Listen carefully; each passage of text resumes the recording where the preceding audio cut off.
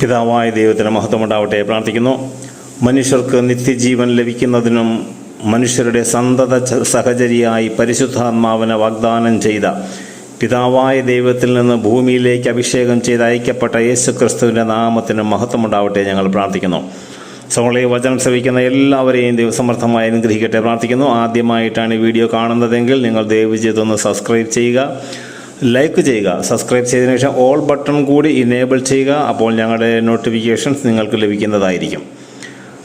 യോഹന്നാൻ്റെ സുവിശേഷം 16-ാം അധ്യായത്തിൻ്റെ 13-ാം തിരുവചനത്തിൽ കർത്താവായ യേശു പറയുകയാണ്, സത്യാത്മാവ് വരുമ്പോൾ നിങ്ങളെ സത്യത്തിൻ്റെ പൂർണ്ണതയിലേക്ക് നയിക്കും. അപ്പം നമ്മൾ ഓരോരുത്തരും സത്യാത്മാവിനാൽ നിറയുമ്പോഴാണ് സത്യത്തിൻ്റെ പൂർണ്ണതയിലേക്ക് നയിക്കപ്പെടുന്നത്. യേശു പറയുകയാണ്, എൻ്റെ സ്വർഗസ്ഥനായ പിതാവ് പരിപൂർണനായിരിക്കുന്നത് പോലെ നിങ്ങളും പരിപൂർണരായിരിക്കുവിൻ. അപ്പം നമ്മുടെ ജീവിതത്തിൽ ഒരു പരിപൂർണതയിലേക്ക് കടന്നു വരുന്നത് യേശുവിൻ്റെ ആത്മാവ് കടന്നു വരുമ്പോഴാണ്. ആ സത്യാത്മാവ് കടന്നു വരുമ്പോൾ യേശുവിൻ്റെ നാമത്തിൽ പിതാവായ ദൈവം അയക്കുന്ന ആത്മാവ് കടന്നു വന്ന് ആരെല്ലാം ഈ സത്യാത്മാവിനെ സ്വീകരിക്കുവാനായി തയ്യാറാവുന്നോ അവരെല്ലാം സത്യത്തിൻ്റെ പൂർണ്ണതയിലേക്ക് നയിക്കപ്പെട്ടുകൊണ്ടിരിക്കുകയാണ്. കാരണം എഫേസോസ് 2:22 പറയുകയാണ്, ഈ പരിശുദ്ധാത്മാവ് തൻ്റെ വാസസ്ഥലങ്ങളായി നമ്മെ ഓരോരുത്തരെയും പണിതുകൊണ്ടിരിക്കുകയാണ്. പരിശുദ്ധാത്മാവിൻ്റെ വാസസ്ഥലങ്ങളായി നമ്മൾ പണിയപ്പെട്ടുകൊണ്ടിരിക്കുകയാണ്. അപ്പോൾ ദൈവം വാഗ്ദാനം ചെയ്ത ഈ സത്യാത്മാവിനെ ആരെല്ലാം സ്വീകരിക്കുന്നോ അവരെല്ലാവരും ദൈവത്തിൻ്റെ വാസസ്ഥലങ്ങളായി പണിയപ്പെട്ടുകൊണ്ടിരിക്കുക. നമ്മളൊരു ഭവനം പണിയുമ്പോൾ ഫൗണ്ടേഷൻ ഇടും, ഭിത്തി കെട്ടും, വാതിലും ജനലുമൊക്കെ ഫിറ്റ് ചെയ്യും, കോൺക്രീറ്റ് ചെയ്യും, അങ്ങനെ വ്യത്യസ്തമായ ജോലികളുണ്ട്. അതുപോലെ ഈ സത്യാത്മാവ് കടന്നു വരുമ്പോൾ നമ്മുടെ ആലയങ്ങൾ, നമ്മുടെ ശരീരത്തിലെ ഓരോ അവയവങ്ങളും വിശുദ്ധീകരിക്കപ്പെട്ട് ദൈവത്തിൻ്റെ ആലയങ്ങളായി പണിയപ്പെട്ടുകൊണ്ടിരിക്കുകയാണ്. അങ്ങനെ പരിശുദ്ധാത്മാവിൻ്റെ വർക്ക് നമ്മിൽ പൂർത്തിയാവുമ്പോഴായിരിക്കാം ഒരുപക്ഷെ നമ്മൾ സ്വർഗത്തിലേക്ക് സംവഹിക്കപ്പെടുന്നത്. എന്നെ ശ്രമിക്കുന്ന സഹോദര സഹോദരി, ഈ സത്യാത്മാവിനെ സ്വീകരിക്കാൻ ലോകത്തിന് കഴിയുകയില്ല. കാരണം ലോകത്തിൻ്റെ ആത്മാവിനാൽ നിറഞ്ഞ് ലോകത്തിന് വേണ്ടി മാത്രം ജീവിക്കുന്നവർ, ജഡത്തിന് വേണ്ടി മാത്രം ജീവിക്കുന്നവർ ജഡത്തിൽ നിന്ന് നാശം കൊയ്തെടുക്കുമെന്ന് കർത്താവ് പറയുകയാണ്.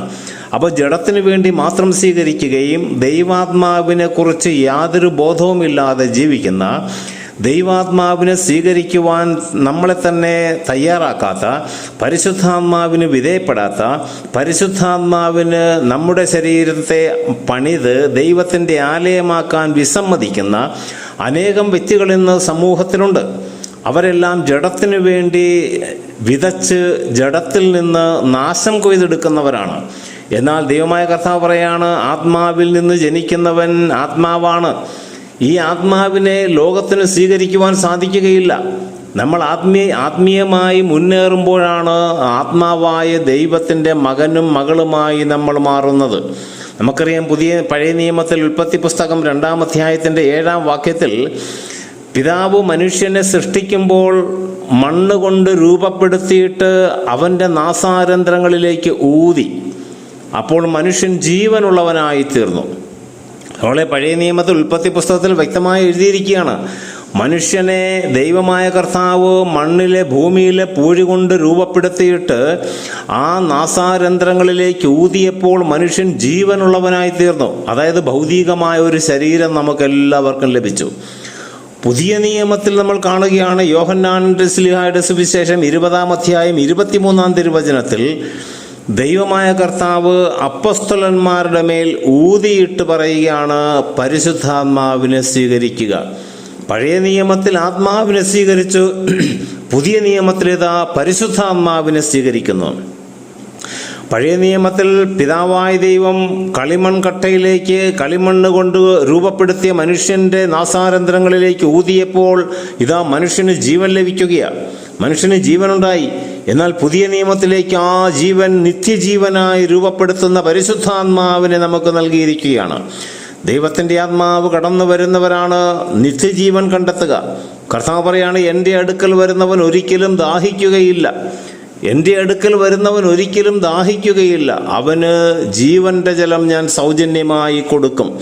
ഈ ജീവന്റെ ജലം പരിശുദ്ധാത്മാവാണ്. സഹോദരങ്ങളെ, ദൈവത്തിൻ്റെ പരിശുദ്ധാത്മാവിനെ സ്വീകരിച്ചുകൊണ്ട്, ഈ ജീവജലം സ്വീകരിച്ചുകൊണ്ട് നമ്മുടെ ശരീരങ്ങൾ ദൈവത്തിൻ്റെ ആലയങ്ങളായി പണിയപ്പെടുവാൻ ദൈവാത്മാവിന് വിധേയപ്പെട്ട് നമ്മെ തന്നെ വഴങ്ങിക്കൊടുക്കുമ്പോൾ, ദൈവത്തിന് വിധേയപ്പെടുമ്പോൾ, ദൈവസന്നിധിയിൽ വിധേയപ്പെടുമ്പോൾ സത്യാത്മാവ് നമ്മുടെ മേൽ കടന്നു വന്ന് നമ്മെ പൂർണ്ണതയിലേക്ക് നയിക്കും, സത്യത്തിൻ്റെ പൂർണ്ണതയിലേക്ക് നയിക്കും.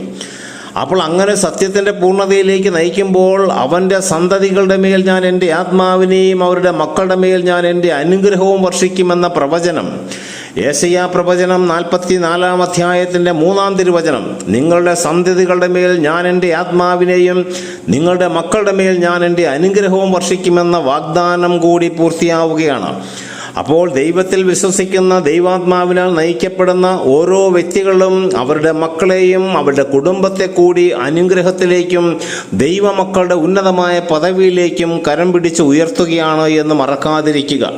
സഹോദരങ്ങളെ, ദൈവമായ കർത്താവ് ആദിയിൽ മനുഷ്യനോട് സംസാരിച്ചതും നൽകിയ കൽപ്പനകളും വെറും ശാരീരികമായ നിയമങ്ങളായിരുന്നു.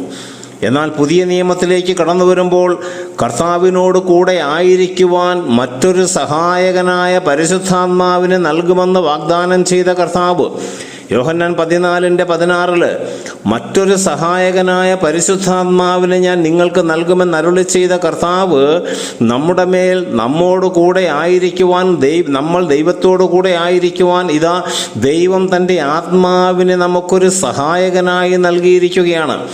ആ സഹായകനായ പരിശുദ്ധാത്മാവിനെ സ്വീകരിക്കുമ്പോൾ അനുദിനം നമ്മൾ ദൈവത്തിൻ്റെ കൂടെ ആയിരിക്കുവാൻ, ദൈവത്തിൽ വസിക്കുവാൻ, ദൈവം നമ്മിൽ വസിക്കുവാൻ ഈ ദൈവത്തിൻ്റെ ആത്മാവ് മുഖേന നമുക്ക് സാധിക്കും.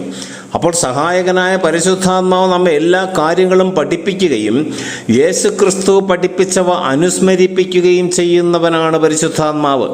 യോഹന്നാൻ 14 അധ്യായത്തിൻ്റെ 26 നമ്മൾ കാണുകയാണ്, സഹായകനായ പരിശുദ്ധാത്മാവ് നമ്മെ എല്ലാ കാര്യങ്ങളും പഠിപ്പിക്കുകയും യേശു പഠിപ്പിച്ചവ അനുസ്മരിപ്പിക്കുകയും ചെയ്യും. പരിശുദ്ധാത്മാവ് കർത്താവ് 3.5 വർഷക്കാലം പഠിപ്പിച്ചവ നമ്മെ അനുസ്മരിപ്പിക്കുന്നത് പരിശുദ്ധാത്മാവാണ്.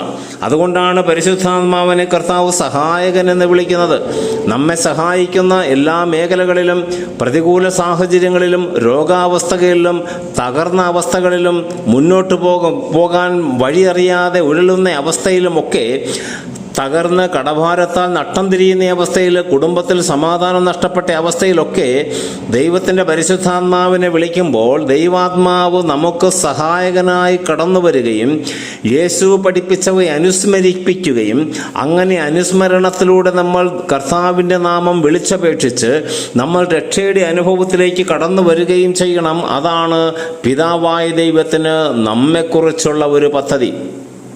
സഹോദരങ്ങളെ, പിതാവായ ദൈവത്തിന് നമ്മെക്കുറിച്ചുള്ള പദ്ധതി ദൈവം വാഗ്ദാനം ചെയ്ത പരിശുദ്ധാത്മാവിനെ സ്വീകരിച്ച് ദൈവാത്മാവിനാൽ നിറഞ്ഞ് ദൈവാത്മാവിനാൽ നയിക്കപ്പെട്ട് ഒരു പുതിയ സൃഷ്ടിയായി മാറുക. ക്രിസ്തുവിലായിരിക്കുന്നവൻ പുതിയ സൃഷ്ടിയാണ്. അതായത് ക്ഷമിക്കുന്ന, സ്നേഹിക്കുന്ന, പ്രാർത്ഥിക്കുന്ന, മറ്റുള്ളവർക്ക് നന്മ ചെയ്യുന്ന, എളിമയോടും വിനയത്തോടും കൂടെ ഭൂമിയിൽ ജീവിച്ച് ദൈവമക്കളുടെ പദവി സ്വന്തമാക്കുവാൻ ആഗ്രഹിക്കുന്നവർ, അവരാണ് ഈ ലോകത്തെ ജയിക്കുന്നവർ. അപ്പോൾ ഇതിനുള്ള എല്ലാം ശക്തി തരുന്ന പരിശുദ്ധാത്മാവ്, നമ്മെ സഹായിക്കുന്ന സഹായകനായ പരിശുദ്ധാത്മാവ്, ഈ പരിശുദ്ധാത്മാവിനെ സ്വീകരിക്കുവാൻ ലോകത്തിന് സാധിക്കില്ല. എന്നാൽ യേശുവിൽ വിശ്വസിക്കുന്ന ഏവർക്കും ഈ പരിശുദ്ധാത്മാവിനെ വാഗ്ദാനം ചെയ്തിട്ടുണ്ട്. കർത്താവായ ഈശോയെ, അവിടുന്ന് വാഗ്ദാനം ചെയ്ത പരിശുദ്ധാത്മാവിനാൽ ഞങ്ങളെ നിറയ്ക്കണമേ പ്രാർത്ഥിക്കുന്നു. കർത്താവായ ഈശോയെ, വോയിസ് കേട്ടുകൊണ്ടിരിക്കുന്ന ഓരോ വ്യക്തികളും അങ്ങ് വാഗ്ദാനം ചെയ്ത പരിശുദ്ധാത്മാവിനാൽ നിറയപ്പെടട്ടെ. രോഗികളായ മക്കൾ ഇപ്പോൾ സൗഖ്യം പ്രാപിക്കട്ടെ പ്രാർത്ഥിക്കുന്നു. ബന്ധനത്തിൽ കഴിയുന്ന ആത്മാവ് ഇപ്പോൾ സകല മനുഷ്യരും ഇപ്പോൾ ദൈവത്തിൻ്റെ പരിശുദ്ധാത്മാവിനെ വിടുതലും സ്വാതന്ത്ര്യവും പ്രാപിക്കട്ടെ പ്രാർത്ഥിക്കുന്നു. അടിച്ചമർത്തപ്പെട്ടവർക്ക് സ്വാതന്ത്ര്യം നൽകാൻ കടന്നു വന്ന കർത്താവായ ഈശോയെ, ഈ വചനം കേൾക്കുന്നവരുടെ മേലുള്ള എല്ലാ ബന്ധനങ്ങളും ഇപ്പോൾ തകരട്ടെ യേശുനാമത്തിൽ കൽപ്പിച്ച് പ്രാർത്ഥിക്കുന്നു. ഹല്ലേലൂയ, ഹല്ലേലൂയ, ഹല്ലേലൂയ, ഹല്ലേലൂയ. ഈ വചനം കേൾക്കുകയും പ്രാർത്ഥിക്കുകയും ചെയ്യുന്ന ഓരോ മക്കളും ഇപ്പോൾ ദൈവാത്മാവിനാൽ നിറയട്ടെ പ്രാർത്ഥിക്കുന്നു. സകല പൈശാചിക പീഡകളും വിട്ടുപോട്ടെ യേശുനാമത്തിൽ. കുടുംബങ്ങളിൽ കടന്നു വരുന്ന തിന്മയുടെ രൂപികളെല്ലാം യേശുനാമത്തിൽ വിട്ടുപോട്ടെ. ദൈവത്തിൻ്റെ ആത്മാവിനാൽ എല്ലാവരും നിറയട്ടെ പ്രാർത്ഥിക്കുന്നു. ഹല്ലേലൂയ. യേശുനാമത്തിന് മഹത്വമുണ്ടാവട്ടെ. ഹല്ലേലൂയ, ഹല്ലേലൂയ, ഹല്ലേലൂയ, ഹല്ലേലൂയ, ഹല്ലേലൂയ, ഹല്ലേലൂയ. ദൈവനാമത്തിന് മഹത്വമുണ്ടാവട്ടെ. കർത്താവേ, ഞങ്ങളോട് പ്രാർത്ഥന ആവശ്യപ്പെടുന്ന എല്ലാ വ്യക്തികളും കുടുംബങ്ങളും അനുഗ്രഹിക്കപ്പെടട്ടെ. അവരുടെ ആവശ്യങ്ങളിലേക്ക് അങ്ങയുടെ പൊൻകരം നീട്ടി അനുഗ്രഹിക്കണമേ പ്രാർത്ഥിക്കുന്നു. സകല തിന്മയുടെ സ്വാധീനങ്ങളെ ബന്ധിച്ച് ശാസിക്കുന്നു. ഹല്ലേലൂയ, ഹല്ലേലൂയ, ഹല്ലേലൂയ, ഹല്ലേലൂയ. Glory, glory, glory, glory, glory, glory. ദൈവനാമത്തിന് മഹത്വമുണ്ടാവട്ടെ. ഹല്ലേലൂയ, ഹല്ലേലൂയ. പരിശുദ്ധാത്മാവേ കടന്നു വരണമേ, പരിശുദ്ധാത്മാവേ കടന്നു വരണമേ. ഹല്ലേലൂയ. പിതാവും പുത്രനും പരിശുദ്ധാത്മാവുമായ ത്രിയേക ദൈവത്തിന് എന്നും എന്നേരവും മഹത്വമുണ്ടായിരിക്കട്ടെ. ആമേൻ.